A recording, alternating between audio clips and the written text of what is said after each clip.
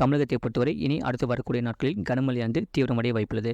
தமிழக உள் மாவட்டங்களில் அநேக இடங்களிலும், கடலோர மாவட்டங்களில் ஒரு சில இடங்களிலும் மழை பெய்துள்ளது. காரைக்கால் பகுதிகளில் மிக லேசான மழை பதிவாகியுள்ளது.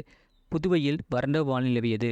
அடுத்த 7 தினங்களுக்கான வானிலை முன்னறிப்பு மற்றும் எச்சரிக்கை. தென்மேற்கு வங்கக்கடல் பகுதியில் நிலவிய காற்றழுத்த தாழ்வு பகுதி வடகிழக்கு திசையில் நகர்ந்து மத்திய மேற்கு மற்றும் அதனை ஒட்டியுள்ள தெற்கு வங்கக்கடல் பகுதிகளில் ஆழ்ந்த காற்றழுத்த தாழ்வு பகுதியாக நிலவுகிறது. இது மேலும் வடகிழக்கு திசையில் நகர்ந்து 24ஆம் தேதி காலை மத்திய வங்கக்கடல் பகுதிகளில் காற்றழுத்த தாழ்வு மண்டலமாக வலுப்பெறக்கூடும். அதன் பிறகு இது மேலும் வடகிழக்கு திசையில் நகர்ந்து புயலாக வலுப்பெற்று 25ஆம் தேதி காலை மத்திய கிழக்கு வங்கக்கடல் பகுதிகளில் நிலவக்கூடும். அதன் பிறகு இது வடக்கு திசையில் நகர்ந்து தீவிர புயலாக வலுப்பெற்று வங்கதேசம் மற்றும் அதனை ஒட்டியுள்ள மேற்கு வங்காள கடற்கரையை நோக்கி நகரக்கூடும். கேரளா கடற்கரையை ஒட்டிய தென்கிழக்கு அரபிக்கடல் பகுதிகளில் ஒரு காற்றழுத்த தாழ்வு பகுதி உருவாகியுள்ளது.